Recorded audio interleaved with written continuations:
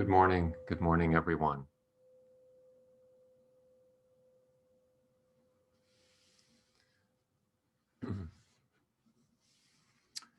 Well, Carol won't be here today because she's involved in a week-long online retreat.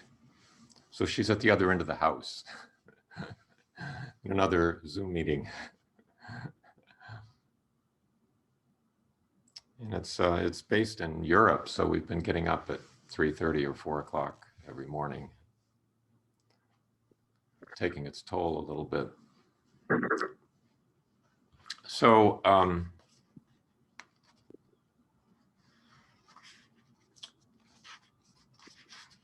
so good morning. It's good to see you all here, and well, today we'll have a few comments about this section of the Vimalakirti Sutra that we've been reading. And I'll read a passage from it. As you recall from previous weeks, the Buddha is trying to recruit someone to go ask about the illness of Vimalakirti, to go check on him in his sick room. And Vimalakirti is a lay practitioner who is especially well versed in the Dharma. And so far, the Buddha is not getting any takers.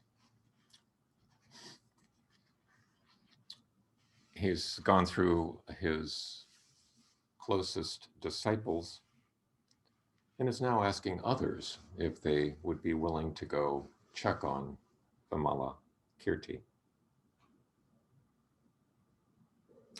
So today, the section is about what's described as a young boy, Prabhavayaha. I'm mispronouncing that, I'm sure, but the translation is Shining Adornment is his name. So the Buddha said to the Bodhisattva, Shining Adornment, a young boy, you must go visit Vimalakirti and ask about his illness. But Shining Adornment replied to the Buddha, world-honored one, I am not competent to visit him and inquire about his illness. Why? Because I remember once in the past, when I was leaving the great city of Vaishali, Vimalakirti was just then entering the city, and I accordingly bowed to him and said, Layman, where are you coming from? He replied, I am coming from the place of practice. The place of practice, the young boy said, where is that? Vimalakirti replied, an upright mind is the place of practice, for it is without sham or falsehood. The resolve to act is the place of practice, for it can judge matters properly. A deeply searching mind is the place of practice, for it multiplies benefits. The mind that aspires to awakening is the place of practice, for it is without error or misconception. Almsgiving, generosity, is the place of practice, because it hopes for no reward. Observance of the precepts is the place of practice because it brings fulfillment of vows. Patience is the place of practice because it enables one to view all living beings with a mind free of obstruction. Assiduousness is the place of practice because it forestalls laziness and regression. Meditation is the place of practice because it makes the mind tame and gentle. Wisdom is the place of practice because it sees all things as they are. He went on, kindness is the place of practice, for it views all living beings equally. Compassion is the place of practice, for it bears up under weariness and pain. Joy is the place of practice, for it revels in Dharma delight. Equanimity is the place of practice, for it rejects both attachment and aversion. Transcendental powers are the place of practice, and he goes on, the Dharma is the place of practice because it does not deceive anyone. Causes and conditions are the place of practice, for none of the links in the chain of causation, from ignorance to old age and death, ever come to an end. Earthly desires are the place of practice, for through them we know the nature of suchness. Living beings are the place of practice, for through them we know there is no ego. All phenomena are the place of practice, for through them we know the emptiness of all phenomena.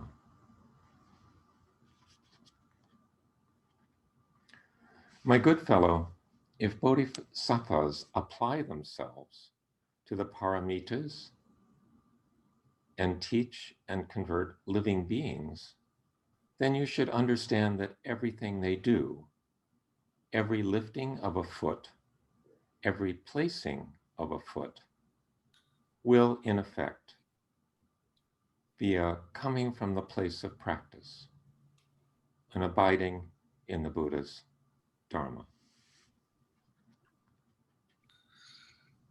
When Vimalakirti preached the Dharma in this manner, 500 heavenly beings and human beings all set their mind on attaining Anuttara Samyak Sambodhi, complete perfected enlightenment. Therefore, I say I am not competent to visit him and ask about his illness. So, Shining Adornment had to turn down the Buddha's request also.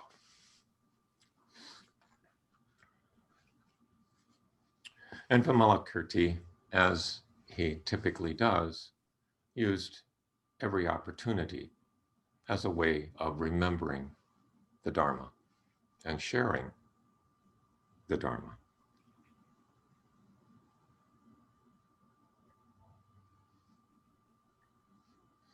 The key phrase here being place of practice. What is the place of practice?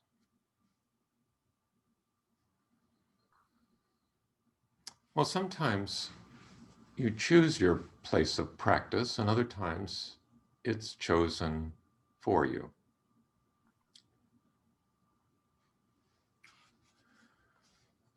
At some risk here, I'm going to talk about a recent movie that Carol and I saw.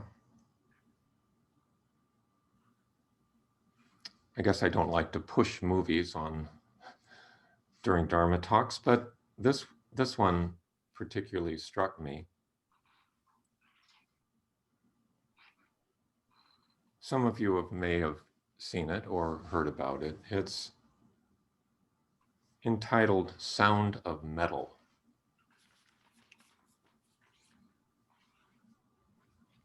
And I won't describe the whole narrative of the movie because some of you may want to watch it at some point, but the movie is about a young man, Reuben, who has a history. As the story develops, we learn that he has a history of heroin use in the past, but for the past 4 years, he's been clean.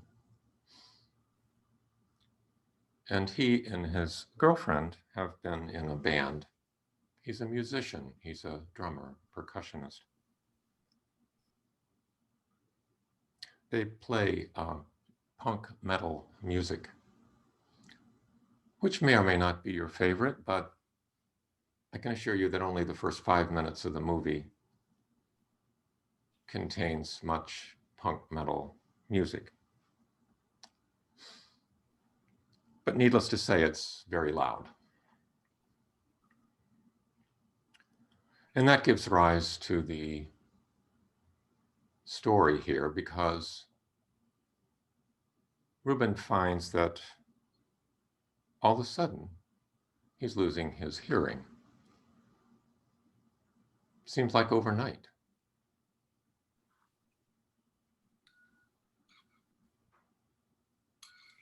So the life that he has made for himself is suddenly not only threatened, it seems to be just gone. How can he be a musician in a band and not be able to hear? How can he be a deaf rock musician?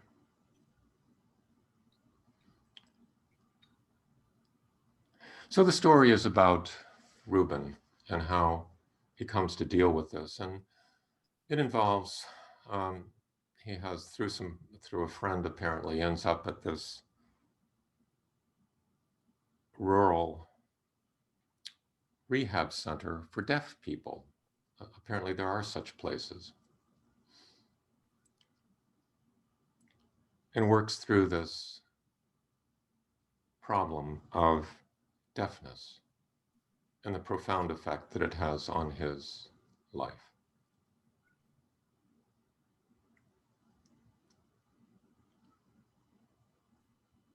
So for Reuben, his place of practice was chosen for him. And his place of practice became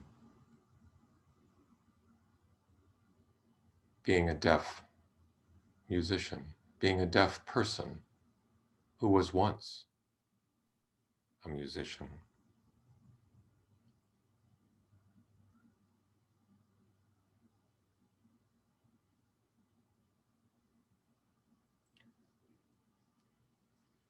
So Vimalakirti plays with this notion of place of practice. We often think our place of practice is our sitting cushion, our altar. Perhaps when in the before times, of course, we had our place of practice in a room.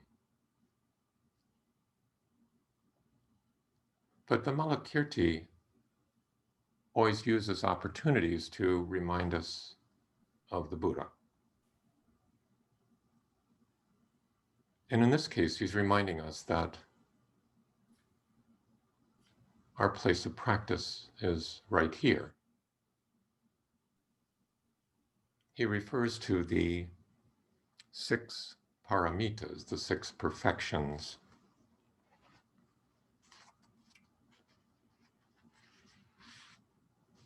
And he refers to the 4 divine abodes, the Brahma Vihara. Now, I took some liberties here, I'll tell you, with the translation, in that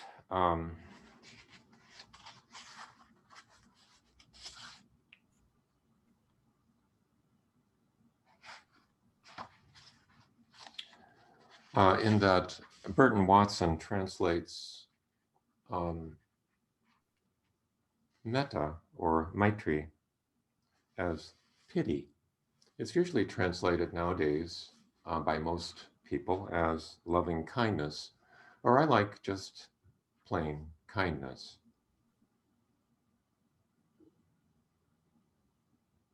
I've actually never seen it translated elsewhere as pity.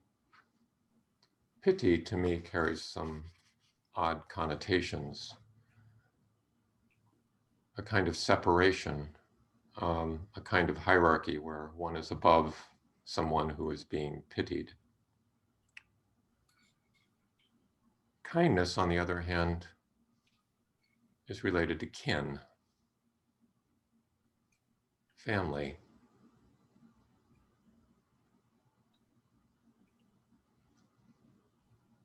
a neighbor, someone on your same playing field,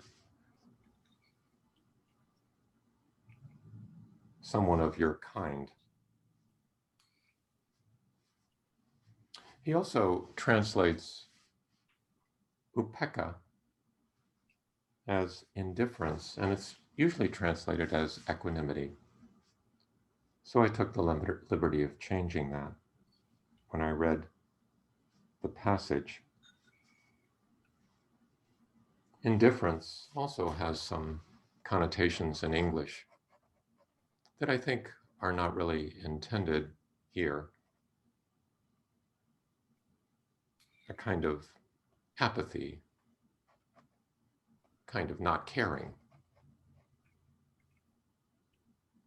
One can be equanimous, have equanimity, and still care deeply about what's happening.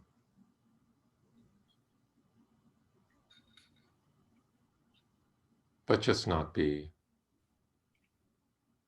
destroyed by it.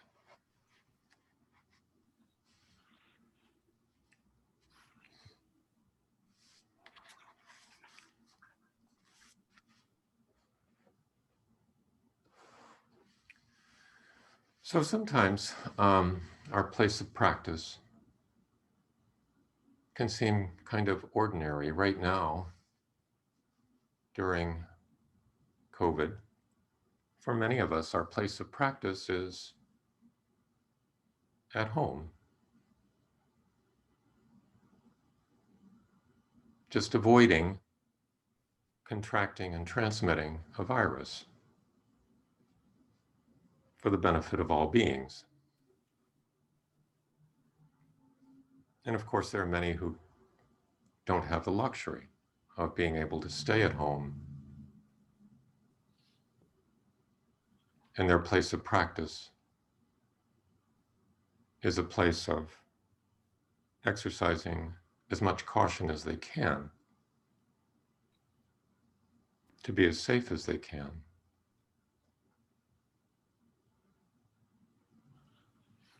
Sometimes people get tired of their place of practice. It just seems like another place of practice might be more interesting,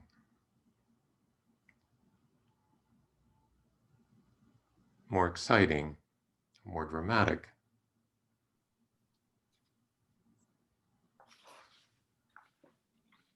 But one's place of practice is always right here,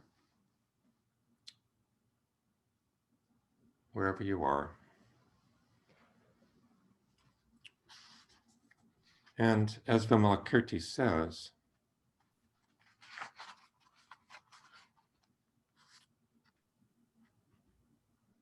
everything you do, every lifting of a foot, every placing of a foot, will be coming from your place of practice.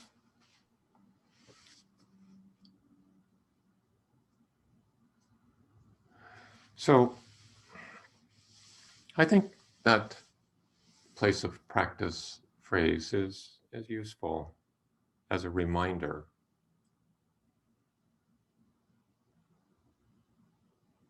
Especially whenever you find yourself in a place where you don't really want to be.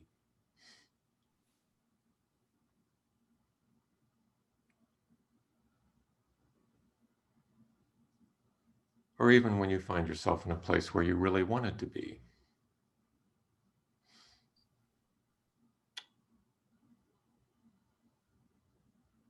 It's a place of practice.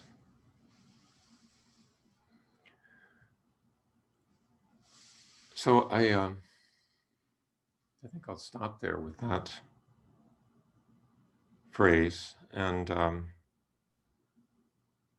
I'll just the sound of metal, by the way, is on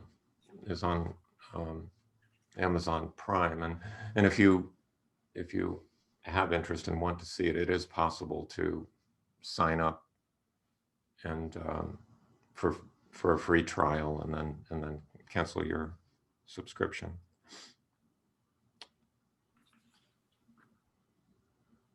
And things do turn out for Ruben, but not in the way he expected.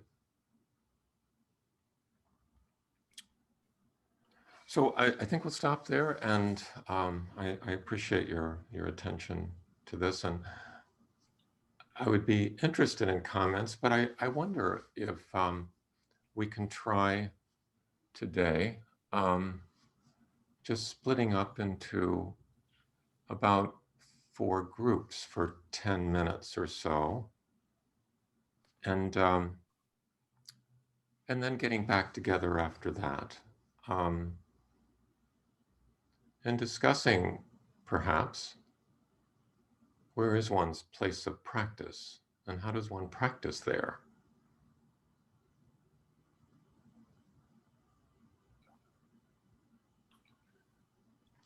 Or anything else that comes up. So are there any, first of all, before we break up, are there any comments for the group in general before we do that?